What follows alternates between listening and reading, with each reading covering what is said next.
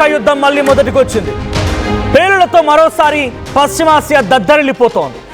Straight of Hormuz దగ్గర మళ్ళీ ఒకరిపై ఒకరు పరస్పరంగా దాడి చేసుకుంటున్నారు. ఇరాన్లోని గురుక్ సిటీ కేష్మ్ ద్వీపం పైన అమెరికా దాడులు చేసింది. దాడిలో ఇరాన్ ఎయిర్ డిఫెన్స్ సిస్టమ్ పూర్తిగా ధ్వంసమైపోయింది. గ్రౌండ్ స్టేషన్ 2 అటాక్ డ్రోన్లు ధ్వంసమైపోయాయి. MQ-1 డ్రోన్ని కూల్చివేసిందనే కారణంతో ఇరాన్పై అమెరికా దాడి చేసింది. అయితే సిరిక్ ద్వీపంలోని టెలికాం టవర్స్ పైన కూడా అమెరికా దాడికి పాల్పడింది. దాడిని ఇరాన్ రెవల్యూషనరీ గార్డ్స్ కూడా ధృవీకరించారు. అమెరికా దాడికి ప్రతీకారంగా కువైట్లోని అమెరికా ఎయిర్ బేస్ పైన IRGC దాడి చేసింది అని చెప్పి ప్రకటించింది. సో వరుసగా దాడులు జరుగుతూనే ఉన్నాయి. కేష్మ్ అనేటువంటి ఐలాండ్ పైన ఇప్పుడు ఇరాన్ ప్రాంతానికి సంబంధించిన ఐలాండ్ పైన అమెరికా అటాక్ చేసింది. ఈ అటాక్ని తిప్పికొట్టడంలో భాగంగా పలు డ్రోన్లని అమెరికా పైన ఇరాన్ సంధిస్తోంది. అటు అమెరికా వైపు నుంచి కూడా MQ-1 అనేటువంటి డ్రోన్ కూల్ చేసిందనే కారణంతోనే ఇరాన్పై అమెరికా ఈ దాడికి పాల్పడింది. గ్రౌండ్ స్టేషన్ 2 అటాక్ డ్రోన్లను కూడా ధ్వంసం చేసింది. అయితే దాడిలో ఇరాన్ ఎయిర్ డిఫెన్స్ సిస్టమ్ కొంత ఇబ్బంది పడాల్సి వచ్చింది. ఇరాన్కి సంబంధించినటువంటి గురుక్ సిటీ అండ్ కేష్ ఐలాండ్ ఇక్కడ ఈ అటాక్ జరుగుతూనే ఉన్నాయి. ఒక్కసారి మీకు ఆ విజువల్ చూపిస్తానటువంటి భయంకరమైనటువంటి దాడి జరుగుతుందనేది. I will continue again.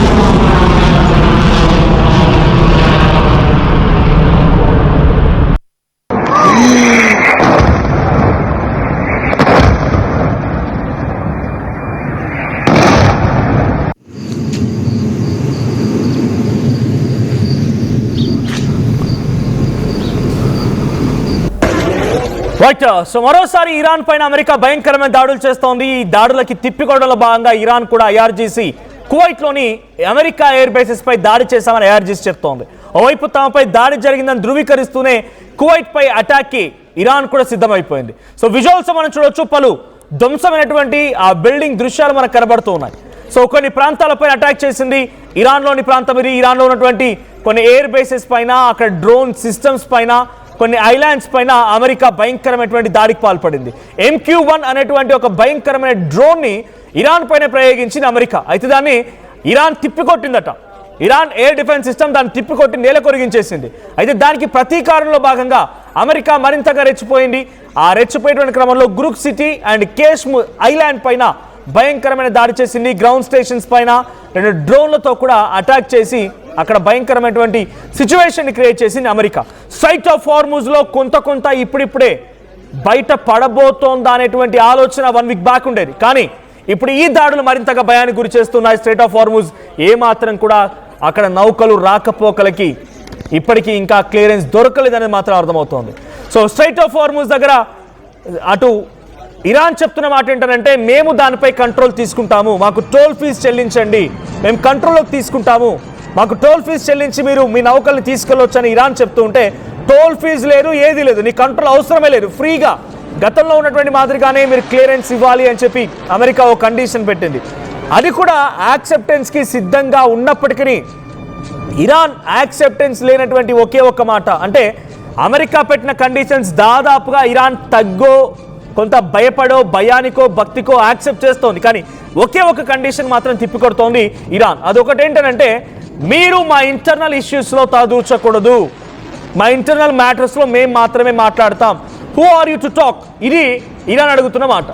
మా ఇంటర్నల్గా ఏమైనా యుద్ధం జరిగిందనుకోండి, రియాల్స్ పడిపోయాయి, అంతర్గతంగా యుద్ధం ఉందని అంటున్నారు, ఏదో రకంగా మా దాంట్లో మేము సెటరేట్ చేసుకుంటాం, కానీ మీ ప్రమేయం మాకొద్దు. ఇది ఒక మెయిన్ కండిషన్ ఇరాన్ అమెరికాపై ఇంపోజ్ చేసింది.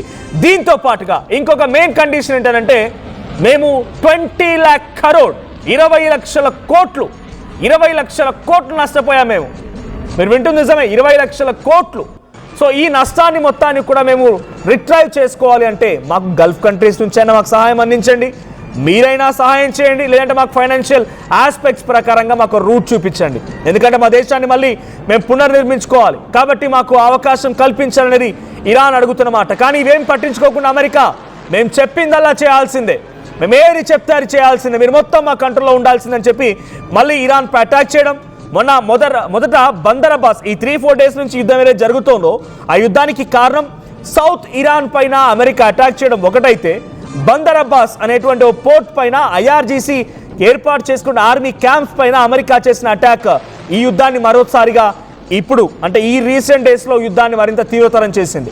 ఆ తర్వాత నుంచి అమెరికా వార్షిప్ పైన ఇరాన్ అటాక్ చేయడం, అమెరికా వార్షిప్ పైన ఇరాన్ భయంకరమైనటువంటి డ్రోన్లతో దాడి చేయడం, ఖతార్, కువైట్, బనామా, బహ్రెయిన్ లాంటి ఈ ప్రాంతాల్లో, దుబాయ్ లాంటి ప్రాంతాల్లో కూడా కొన్ని డ్రోన్లు, మిసైళ్లతోని ఇరాన్ కొంత దాడి చేసే ప్రయత్నం చేయడం, ఆ రకంగా ధ్వంసం చేయడం, ఇవన్నీ కూడా ఎస్కలేట్ అవుతూ ఉన్నాయి. ఖతార్ వేదికగా చర్చలు జరుగుతూ ఉన్నాయి. ముందుగా ఈ 3-4 డేస్ ముందు మళ్ళీ యుద్ధం బందర్ అబ్బాస్ పోర్ట్ పైన దాడి జరక్క మునుపు అమెరికా ఇరాన్ మధ్య ఒక కండిషన్ ఉండేది. ఏంటి ఆ కండిషన్ అంటే, ఇరాన్ అమెరికా మధ్య ఇప్పటికి ఉన్న పలంగా యుద్ధం ఆగిపోవాలి, క్లోజ్ చేసుకుందాం, 60 డేస్ 60 రోజుల పాటుగా చర్చించుకుందాం. నీ కండిషన్స్ ఏంటి, నా కండిషన్స్ ఏంటి, నీ కండిషన్స్ యాక్సెప్టెన్స్ ఉన్నాయా లేవా, నా కండిషన్ నువ్వు యాక్సెప్ట్ చేస్తావా లేదా, ఈ రకంగా మనం 60 రోజుల పాటుగా చర్చలు జరుపుదాం. 60 రోజుల పాటుగా సుదీర్ఘమైన చర్చల తర్వాత దీనికి ఒక పర్మనెంట్ ఫుల్ స్టాప్ పెడదామనేది ఇరాన్ చెప్పిన మాట. కానీ ఇరాన్ అన్నట్టుగానే మరి అమెరికా అధ్యక్షుడు డొనాల్డ్ ట్రంప్ యాక్సెప్ట్ చేస్తున్నట్టు కూడా పోస్ట్ చేశారు ఆయన. కానీ అంతలోనే మళ్ళీ ఏం జరిగింది తెలియదు. కానీ United states of middle east అని చెప్పి ఇరాన్ మ్యాప్ మొత్తానికి కూడా అమెరికా జెండాలు గ్రాఫికల్ రిప్రజెంటేషన్ ద్వారా ఆ జెండాలు ఏర్పాటు చేసి డొనాల్డ్ ట్రంప్ తన ట్రూత్ సోషల్ మీడియాలో పోస్ట్ చేశారు. అంటే మళ్ళీ యుద్ధాన్ని ఇంకా పెంచాలన్న ఆలోచనతోనే డొనాల్డ్ ట్రంప్ ఉన్నారనేది ఆ రోజు అర్థమైపోయింది. కానీ డైరెక్ట్గా అటాక్కి దిగుతారని ఎవరు అనుకోలేదు. ఖతార్ వేదికగా చర్చలు జరుగుతున్నాయి. నేను వార్త చెప్పే సమయానికి అక్కడ దాడి జరుగుతున్న క్రమంలో కూడా ఖతార్ వేదికగా ఇంకా ఈ చర్చలు జరుగుతూనే ఉన్నాయి. అమెరికా ఇరాన్ మధ్య ఈ చర్చలు జరుగుతున్న క్రమంలోనే అమెరికా ఇరాన్పై దాడి చేయడం, ఇరాన్ అమెరికా ఎయిర్ బేసెస్ పైన అమెరికా వార్షిప్స్ పై అటాక్ చేయడం, ఈ యుద్ధం ఇంకా ఎస్కలేట్ అవుతోంది. ఇప్పుడు నిన్న రాత్రి నుంచి తెల్లవారుజామున వరకు కూడా గురుక్ సిటీ అండ్ కేష్ ఈ 2 ఐలాండ్స్ పైన, గురుక్ సిటీ అనేది ఒక ప్రాంతం అండ్ కేష్ ఐలాండ్ పైన భయంకరమైనటువంటి దాడితో అమెరికా అటాక్ చేసింది. ఈ అటాక్ని తిప్పికొట్టే క్రమంలో ఇరాన్ కూడా కువైట్లో ఉన్నటువంటి అమెరికన్ ఎయిర్ బేసెస్ పై అటాక్ చేసింది. ఇప్పుడు American air bases under attack by Iran. So ఆ ఇరాన్ చేసిన అటాక్స్తో కారణంగా కొంత ధ్వంసం కూడా అవుతోంది అమెరికాకి. అమెరికా ఇప్పటికే ఫైనాన్షియల్గా లాస్ అవుతూ ఉన్నాం, ఫైనాన్షియల్గా మేము రిట్రైవ్ అవ్వాలి, సో దానికి మేము ఇష్టమైనట్టుగా దేశాల మీద ట్యాక్సులు వేస్తాం, ఇంటర్నల్గా కూడా కొన్ని కాన్ఫ్లిక్ట్స్ వస్తూ ఉన్నాయి, కాంగ్రెస్ యాక్సెప్ట్ చేయడం లేదు, మాకున్నటువంటి ఇక్కడ న్యాయస్థానాలు ఇబ్బంది పెడుతూ ఉన్నాయి, అమెరికన్ సిటిజన్స్ కూడా ఇబ్బంది పెడుతున్నారు, ఫైనాన్షియల్గా ఒక క్రైసిస్ ఏర్పడుతుందని చెప్తూనే ఇంకోవైపు అటాక్ చేస్తోంది.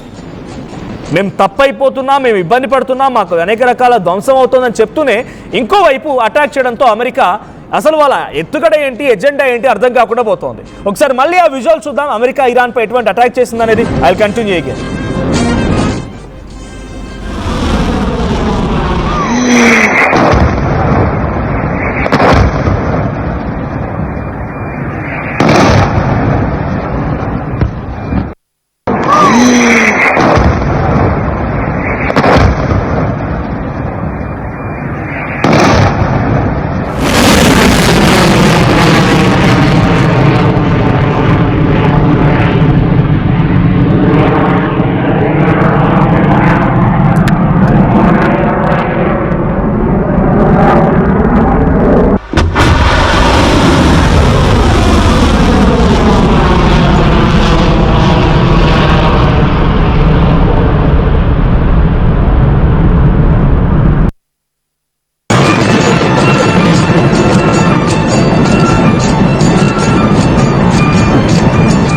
రైట్, ఇప్పుడు జరుగుతున్నటువంటి అటాక్ సంబంధించి విజువల్స్ మనం చూస్తున్నాం. సో ఇక్కడితో ఆగే ప్రసక్తే లేదు.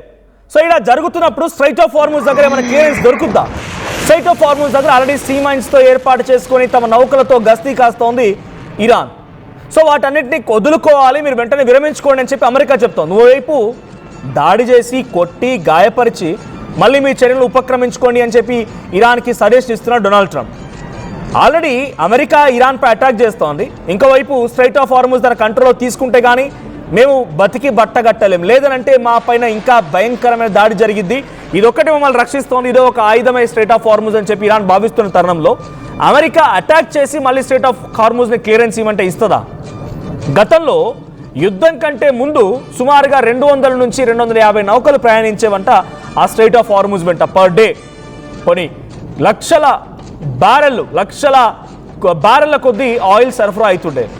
ఆ తర్వాత ఎప్పుడైతే ఈ యుద్ధం జరిగిందో, యుద్ధం కొంత సద్దుమణుగుతోంది, చర్చలు నడుస్తున్నాయనే తరుణంలో ఒక 100, 110 అలా నౌకలు పాస్ ఆన్ అయ్యేవి. టోల్ కట్టేవి ఉన్నాయి, ఫ్రీగా ప్యాసేజ్ అయినవి ఉన్నాయి, ఆ రకంగా ఉన్నాయి. బట్ రీసెంట్గా ఈ మళ్ళీ 3-4 డేస్ నుంచి కేవలం పర్ డే 4-5, ఎప్పుడు మళ్ళీ తీవ్రమైన యుద్ధం జరిగింది చూసారా, అలీ ఖామెనీ అంతమొందించినప్పుడు ఎటువంటి సిచ్యువేషన్ ఉండేదో అదే దాదాపుగా మళ్ళీ సిచ్యువేషన్ రిపీట్ అయింది. 4-5 నౌకలు మాత్రమే వస్తున్నాయి.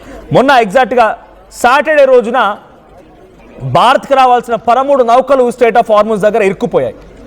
వాళ్ళు ఏమంటున్నారు, మేము క్లియరెన్స్ ఇస్తాం, భారత్ నౌకలకు ఎటువంటి భయం అవసరం లేదు, మేము క్లియరెన్స్ ఇస్తాం, కానీ బట్ ఆన్ వన్ కండిషన్, మీరు టైం తీసుకోవాల్సిందే, వెయిట్ చేయాల్సిందే, ఇవన్నీ క్లియరెన్స్ తీసుకున్న తర్వాతనే మిమ్మల్ని మేము ఫ్రీగా అలో చేస్తాం. ఇది ఇరాన్ చెప్తున్నమాట. సో ఈ రకంగా స్ట్రైట్ ఆఫ్ హార్ముజ్ మళ్ళీ దిగ్బంధానికి గురైంది.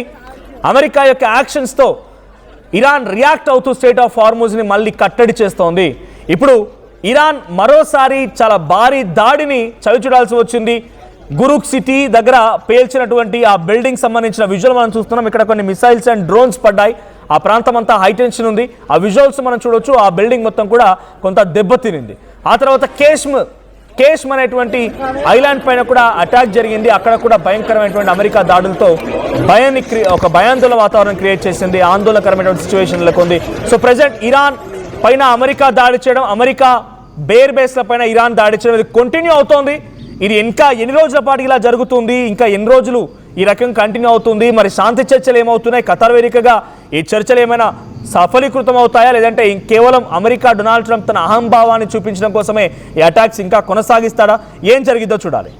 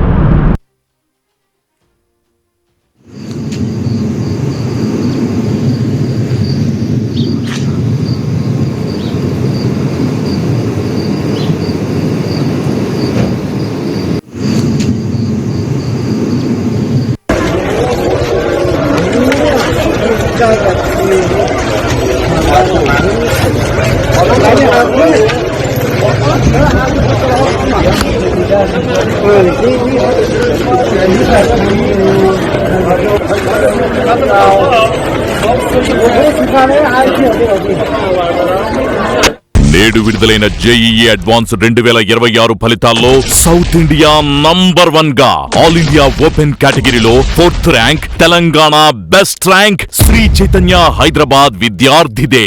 ఆల్ ఇండియా ఓపెన్ కేటగిరీలో 9th rank Andhra Pradesh, best rank Sri Chaitanya విద్యార్థిదే. ఆల్ ఇండియా ఓపెన్ కేటగిరీలో 10th ర్యాంక్ తో పాటు టాప్ 10 లోపు 3 ర్యాంకులు ఒక్క శ్రీ చైతన్యవే. 2 తెలుగు రాష్ట్రాల్లో బెస్ట్ ర్యాంకులు ఒక్క శ్రీ చైతన్యవే. ఎవరెన్ని చెప్పుకున్నా ఇదే నిజం. జేఈఈ అడ్వాన్స్డ్ 2026లో ఓపెన్ కేటగిరీలో తెలుగు రాష్ట్రాల్లో తెలుగు విద్యార్థితో ఫస్ట్ ర్యాంక్ సాధింపజేసిన ఘనత నారాయణదే. ఓపెన్ కేటగిరీలో 5, 13, 14, 15, 16 లాంటి టాప్ 20లో 5 ర్యాంకులతో 25% ఫలితాలతో నారాయణదే అగ్రస్థానం. టాప్ 20లో ఇన్ని ర్యాంకులు ఏ ఇతర విద్యా సంస్థకి లేవు.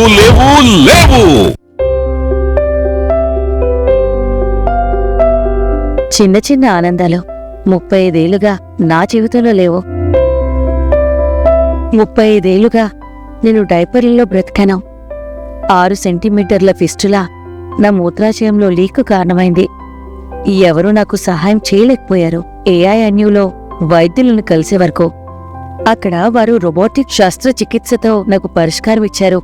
వారు నా ఆత్మవిశ్వాసాన్ని కూడా తిరిగిచ్చారు. Precision Care makes it possible. The Center for Robotic Surgery at AINU. నేటి జేఈఈ అడ్వాన్స్డ్ ఓపెన్ కేటగిరీలో Telangana best rank, all India 4th rank ఒక్క శ్రీ చైతన్యదే, మరెవ్వరికీ లేదు. AP best rank, all India 9th rank ఒక్క శ్రీ చైతన్యదే, మరెవ్వరికీ లేదు. జేఈఈ అడ్వాన్స్డ్ 2026లో తెలుగు రాష్ట్రాల తెలుగు విద్యార్థితో ఫస్ట్ ర్యాంక్ నారాయణదే. తెలంగాణ ఫస్ట్ ర్యాంక్ నారాయణదే. ఆల్ ఇండియా ఓపెన్ కేటగిరీలో తెలుగు విద్యార్థితో బెస్ట్ ర్యాంకుతో జేఈఈ మొనగాడు నారాయణ.